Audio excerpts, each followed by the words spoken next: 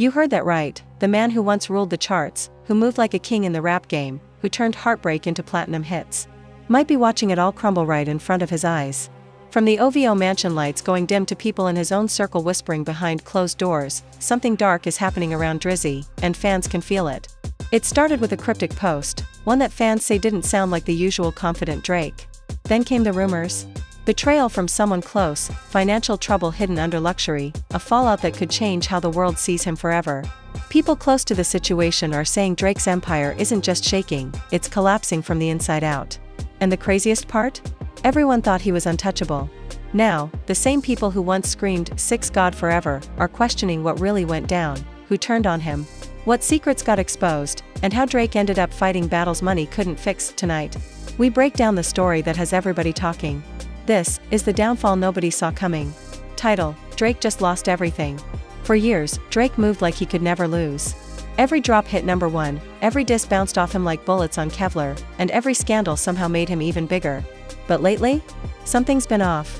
The smile looks forced, the interviews feel empty, and the energy just isn't there anymore. It all started quietly, with a post. One random night, Drake drops a late-night Instagram story, black screen, a single line of text. Funny how fast loyalty turns into leverage. No tag. No emoji. No explanation. Fans instantly went into detective mode. Who was he talking about? Future? 40? Lil Wayne? Or maybe someone inside OVO, the people closest to him. Because behind the music, OVO had been fighting its own battles.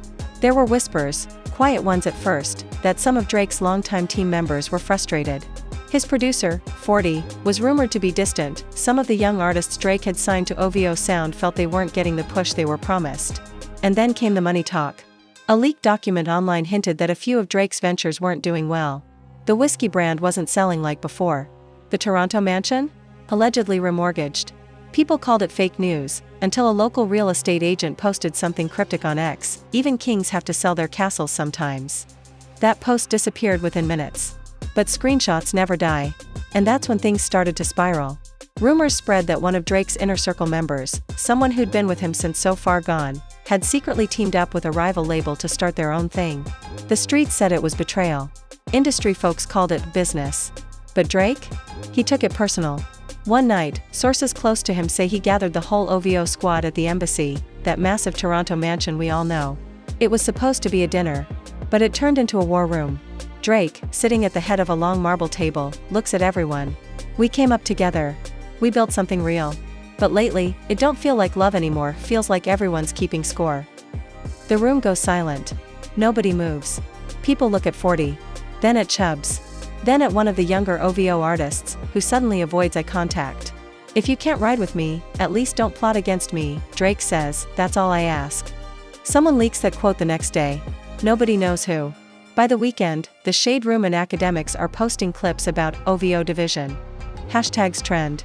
Fans start speculating, some blaming Drake for being too controlling, others defending him, saying fame changes everyone. But the craziest part? Just when the dust seemed to settle, Drake got hit with something even worse, legal trouble. Apparently, a former business partner from his Virginia Black whiskey brand filed a lawsuit claiming Drake pulled out of a deal and cost the company millions. The documents were public. TMZ ran with it. And that's when people started saying, Drake's losing control. Behind the scenes, insiders described him as restless, not sleeping, skipping studio sessions, firing staff at random. One assistant supposedly said he hadn't seen Drake this angry since the Pusha T beef. And speaking of Pusha, he wasn't done. Around that time, Pusha T performed in Montreal. During his set, he paused and said into the mic, some people still pretending they're kings. But the throne been empty. Fans screamed. Phones came out, the clip went viral. Drake didn't respond publicly, but that silence? It said everything. Then, out of nowhere, Kendrick Lamar dropped a verse, a subliminal one, that sounded way too pointed. Lost your soul in the numbers, can't feel the pain in the gold. The internet lost its mind. Drake had enemies circling from all sides, rivals, ex-friends, even the media, and the thing is, when Drake's quiet, that's when he's the most dangerous. But this time, it didn't feel strategic. It felt broken. Insiders said he canceled several studio sessions in LA, flew back to Toronto, and cut himself off from nearly everyone. Even the usual suspects, Noah 40, Baca, Chubbs, weren't around like before. One anonymous OVO member told Rap Daily, it's like he's at war with his own legacy. Every move feels heavy now.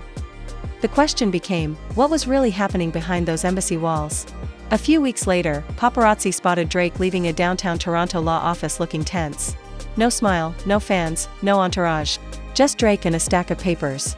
Then came the final blow of the first wave, a mysterious audio clip leaked online. A voice that sounded a lot like Drake's, talking heatedly, "Y'all took my loyalty for weakness. I gave everything, and y'all wanna eat without me? Bet." The clip spread fast.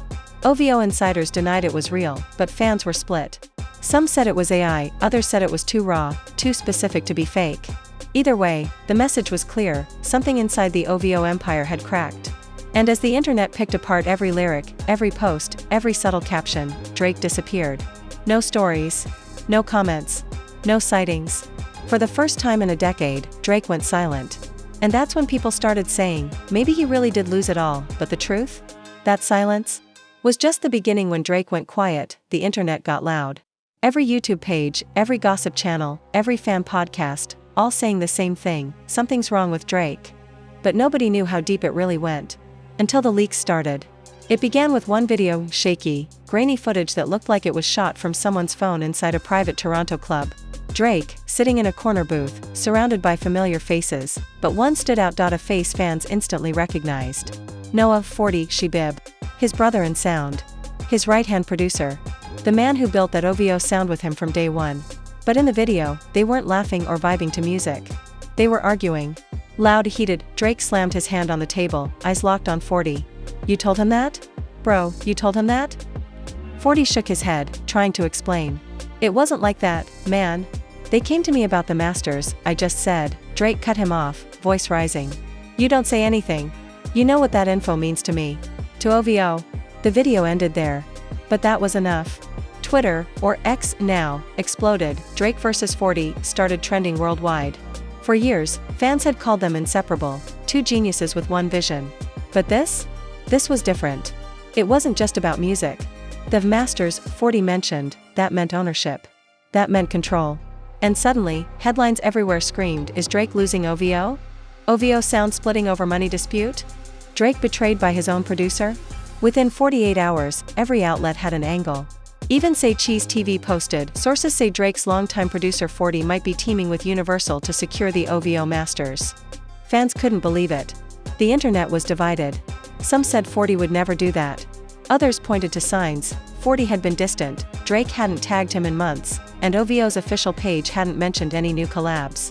Then, to make things worse, 40 posted a story. Just a black screen with one word, loyalty. No context. No emoji. But that one word broke the internet. People thought it was aimed at Drake. And if it was, it meant something inside OVO had gone nuclear. Meanwhile, other cracks started to show. A Toronto promoter leaked that Drake cancelled a private OVO Fest event last minute, after already paying deposits. A stylist claimed she hadn't been paid in months. Suddenly, everyone who'd ever been near OVO had a story. Drake's silence made it worse. Even his mom, Sandy Graham, reportedly reached out.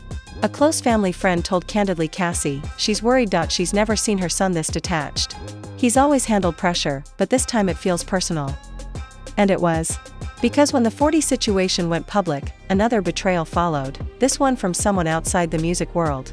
Drake's ex, not Sophie, not Rihanna, but a low-key model named Talia James, who dated him briefly around 2021, went on a podcast and dropped bombs. In her words, Drake is surrounded by people who say yes to him, but when real life hits, none of them stick around. I saw it happen. She even claimed Drake had trust issues so bad, he'd make everyone in his house sign NDAs, even his friends. Clips of her interview hit TikTok within minutes.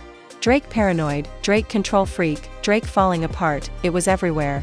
The next morning, someone hacked into Drake's old Twitter account and dropped screenshots of alleged messages between him and Talia, some real, some clearly edited. But the damage was done. Drake was now being dragged from every direction, personal, professional, emotional.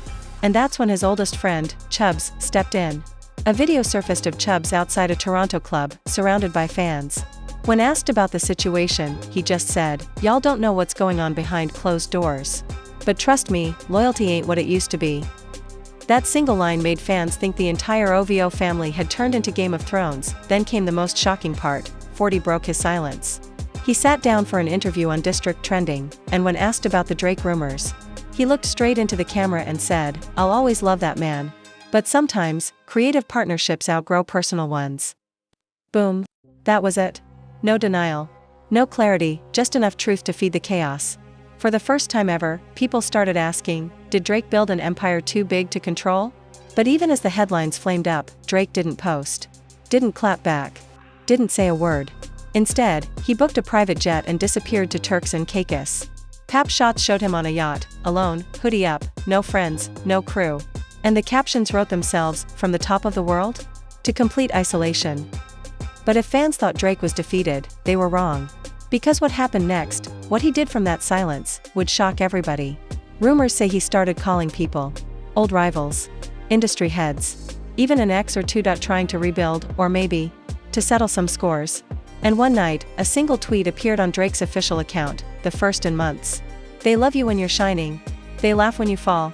But I'm not done yet." No photo. No context, but the message was clear: Drake was about to make a move. The internet went into overdrive. #DrakeIsBack started trending before anyone even knew what was coming. Some said it was a diss record aimed at 40. Others said it was an album announcement.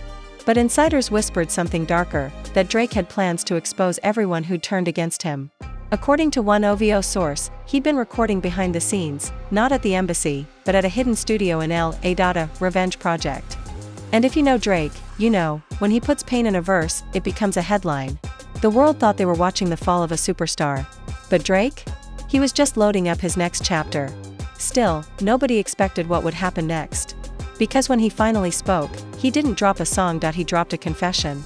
When Drake finally broke his silence, he didn't do it with a track. No surprise drop, no cryptic bar, just a simple post. A black and white video uploaded straight to his Instagram with the caption, "No PR. No label. Just me." Within 15 minutes, it hit 2 million views.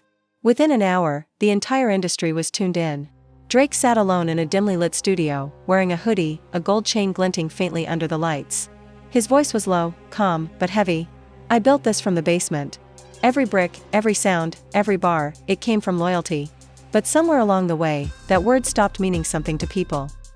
He paused. Looked straight into the camera. "I ain't perfect. I've made mistakes. But what's happening right now, people I fed, people I protected, they trying to eat off my silence." That line hit hard. Fans flooded the comments, "He's talking about 40. This is deeper than music. Bro's heartbroken for real." Then Drake dropped the bomb. "There are files, conversations, proof. Everything they tried to hide, I kept it all. And since they want to play dirty, maybe it's time the world knows who's really been moving foul." The internet went into meltdown. Drake got receipts, trended instantly. Blogs went crazy, even industry insiders were calling each other trying to find out what he meant by files. Then, 24 hours later, they found out. A mysterious link appeared on Reddit under an anonymous account called 6 Files. It led to a folder of leaked audio clips, messages, and notes, all allegedly connected to OVO's inner circle. One of the audios, scratchy but clear, featured a familiar voice that sounded a lot like 40 talking to someone from Universal Music Group. The conversation? About selling OVO masters without Drake's consent. It was damning. Whether real or edited didn't even matter, the internet believed it. And in today's world, perception is reality. Within hours, the story went global. CNN, Complex, Rap Daily, District trending, everyone was covering the Drake leaks. But while the world obsessed over who betrayed him, Drake stayed quiet again. No response, no denial. Just silence, letting the chaos do his work. Then another twist hit. An anonymous source from inside Universal told Say Cheese TV that Drake himself might have leaked the files. "He's playing chess, not checkers," the source said. "He's burning bridges to rebuild his empire on his own terms." If that was true, it was genius. And dangerous. Because once you turn the industry against you, there's no going back. That same week, multiple OVO artists unfollowed Drake on Instagram. Word spread that Warner and Universal both froze negotiations for upcoming collaborations. Even one of his sneaker deals went under review. He was losing deals, friends, and money, fast. But he didn't care. He flew to New York, walked into a private studio in Brooklyn, and reportedly started recording again, this time, with a new team. Insiders said the sessions felt different. Angry. Emotional. No luxury vibes, no champagne, just raw energy. One engineer said, he wasn't rapping like Drake. He was venting. You could hear pain, regret, but also revenge. Like he had something to prove again. Meanwhile, the world kept spinning. 40 finally broke his silence on X. You can't fix what's already broken. And with that, the internet knew, the Drake X40 era was officially over. But the biggest shock came days later when a clip surfaced from an unreleased interview Drake had done months prior. In it, he'd hinted at what was coming. The game ain't built for loyalty anymore. I'm seeing people change in front of my eyes, but it's cool, I document everything. Fans started connecting the dots. Drake had been planning this for months. The leaks, the silence, the confession. It was all part of a bigger play. But here's where things turned dark. Someone, still unknown to this day, leaked private emails between Drake and his accountant. The emails showed financial losses from multiple ventures, his whiskey brand, the Toronto mansion upkeep, and even a cancelled Vegas residency. Drake wasn't just losing trust, he was losing money. And the wolves smelled blood. Rappers who'd been silent suddenly started throwing shade. Rick Ross posted, "Everybody get humbled eventually." The Weeknd dropped a cryptic tweet, "Nothing lasts forever, not even the six." Even fans started turning. Comments went from, "We got your back, Drake," to "He fell off," to "Drake's era is done." But here's the thing about Drake, he's never been one to lose quietly. Then came the night of the OVO night live stream, a surprise announcement out of nowhere. Over 1 million people tuned in. Everyone expected a song, maybe a statement. What they got was a confrontation. The live stream opened with Drake standing in his studio, staring at a laptop screen. He pressed play, and a phone call recording played through the speakers. "You think you can take what I built? It's not like that, bro. Don't bro me. I made you." The voices sounded too real. The internet went nuts. People claimed it was a call between Drake and an OVO exec who'd been scheming behind his back. The live stream cut suddenly after 15 minutes, no explanation. But it didn't matter. The damage was done. Drake had turned his pain into a public event, and the entire industry was now part of the show. That night, even his mother reportedly called him, begging him to stop fighting ghosts. A close source told Candidly Cassie, she said, "Aubrey, you're not proving a point, you're destroying yourself." But he hung up. For the first time, people weren't seeing Drake the hitmaker, they were seeing Drake the man unraveling. The mansion lights stayed off for days. No movement.no posts. No crew. Paparazzi caught one photo, Drake, leaving a restaurant alone, hoodie up, looking exhausted. Not like the sixth god, just a man who'd been through war. But what nobody knew was that Drake was already working on something that would flip the story on its head. Because while everyone thought he'd lost everything, Drake was quietly about to take it all back. Months passed. Silence, again.no posts. No interviews. Just headlines speculating, is Drake done? Fans said the fall was complete. Blogs called it the end of the OVO era. But behind closed doors, something else was happening. Drake was rebuilding, from nothing. Word started spreading quietly in Toronto that he'd rented a smaller, low-key studio downtown. No luxury, no entourage, just speakers, notebooks, and late nights. One local engineer leaked that Drake was in the trenches again, working like it was 2008 all over.